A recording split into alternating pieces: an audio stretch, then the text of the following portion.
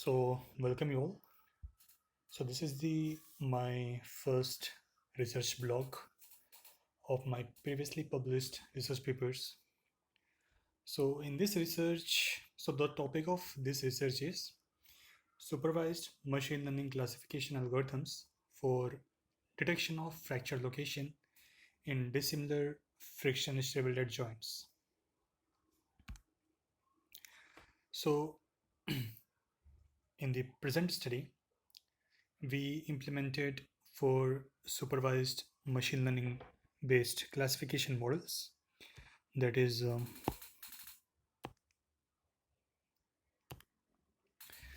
that is decision tree algorithms, k nearest neighbors, support vector machines, and add a boost algorithm. So the welded joints were dissimilar in nature, that is SS6061 T651 aluminum alloys and SS7075 T65 aluminum alloys. So in this given dataset, the input parameters were rotational speed, welding speed, pin profile, and axial force, while the output parameters was the fracture location.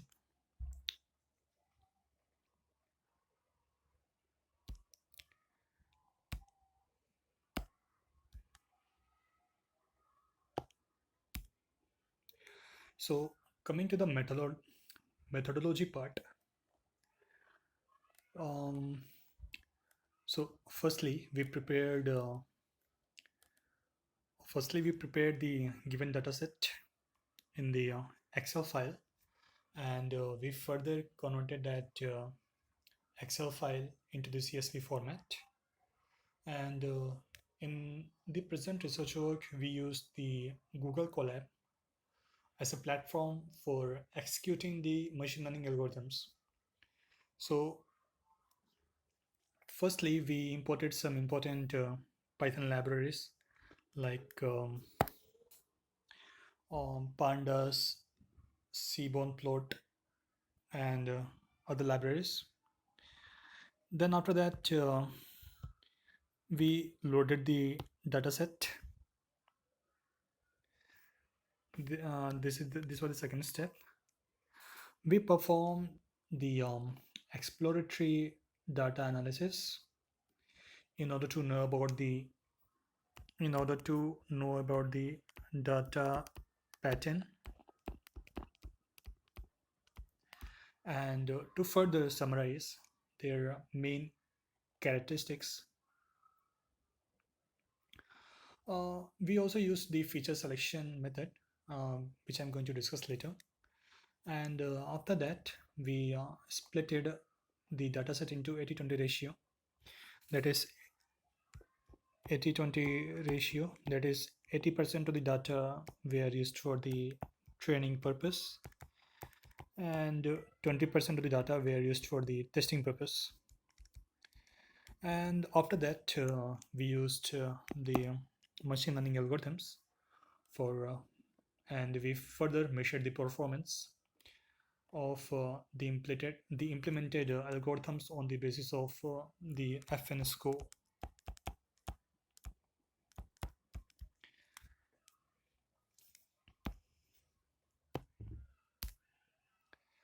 So now coming to the feature importance thing.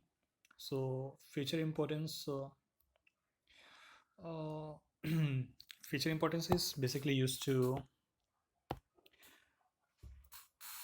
so feature importance.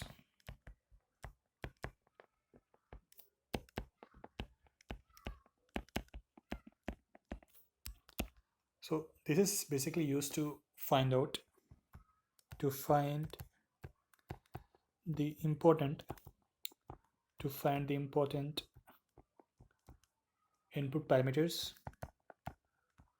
input parameters which greatly affect the output parameter. So we can see that from this graph, the fracture location is highly influenced by the rotational speed, And it is secondly highly influenced by the pin profile and the welding speed. So, and here also we can see that there was no contribution towards the fracture location from axial force.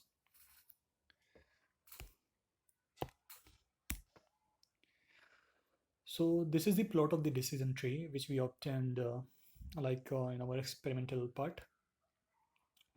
A decision tree is a supervised machine learning algorithm that can be both implemented for classification and regression analysis. So as we can see that the decision tree model generally consists of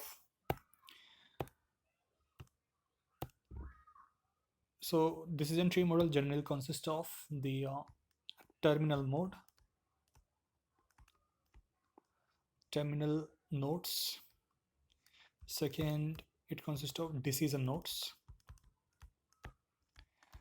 and root nodes. So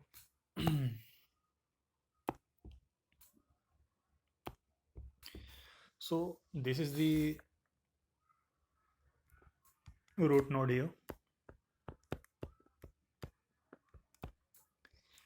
and we have done this splitting here. We have performed splitting here, and we can say this thing is a branch.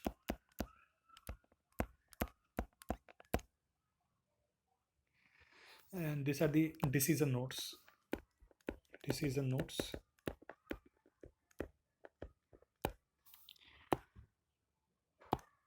And we can say that it is a terminal node.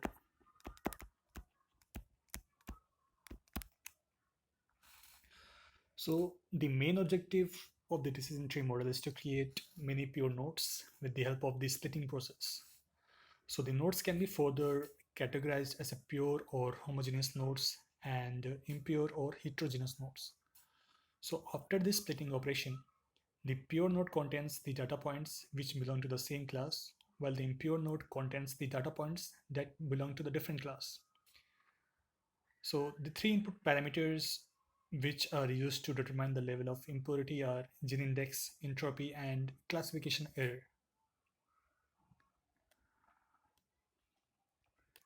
Now, moving to the, I think for decision tree models, we obtained the accuracy score of FN score of, so we obtained the FN score of 0.78. That is the overall FN score for this decision tree model. Now moving to the next algorithm, that is Cannon algorithm. So here what you see, this is the so this is basically the representation of the confusion matrix. So confusion matrix is generally used for summarizing the performance of the classification algorithm.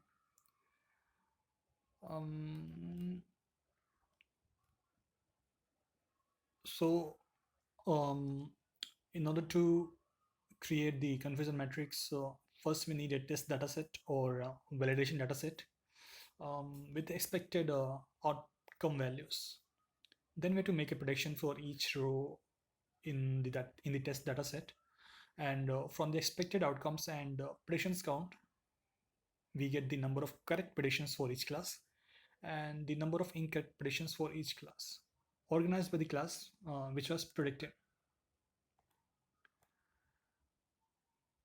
And we can get from the confusion matrix the true positive, false positive, true negative, and false negative values. So in Cannon algorithm, we obtain the FN score of, I think, 0.61, I think, which was comparably very low. So we obtain the FN score of for this algorithm as 0.67. Now moving to the other algorithm, that is support vector machine algorithm. So in this algorithm, the decision boundaries generally classify the class based on which the data points falls. There's an infinite number of decision boundaries. So the main goal is to choose the best decision boundary in in this case. And for this algorithm, I think we obtained the FNS score of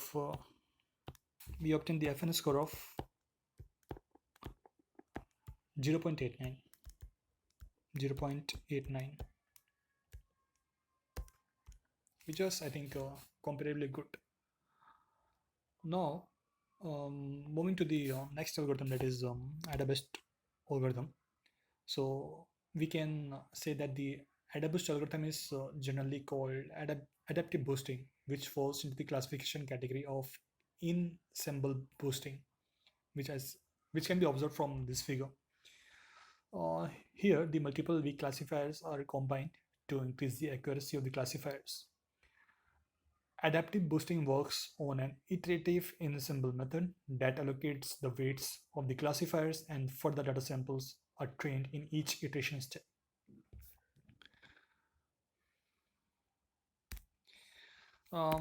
For the AdaBoost algorithm, I think we obtained the accuracy score of FN score of 0.56. Now, coming to the conclusion part. So in the present study, we successfully implemented the supervised machine learning classification models for detecting the fracture location of dissimilar fixed installer joints. So I think the support vector machine algorithm resulted the highest accuracy score of 0.89 in comparison to the other algorithms, while the AdaBoost algorithm resulted the lowest accuracy score of 0.56. So it can be concluded that support vector machine algorithm works really well with a clear margin of separation and is effective in cases where the number of dimensions is greater than the number of samples, that is in high dimensional spaces. So the main insight of the present work was that the machine learning based algorithms can reduce the experimental time and cost by resulting in greater accuracy for prediction purpose. And for future work, we can use the genetic algorithms based work and to further compare their accuracy with the machine learning algorithms. So this marks the end of this short pep talk. So thank you.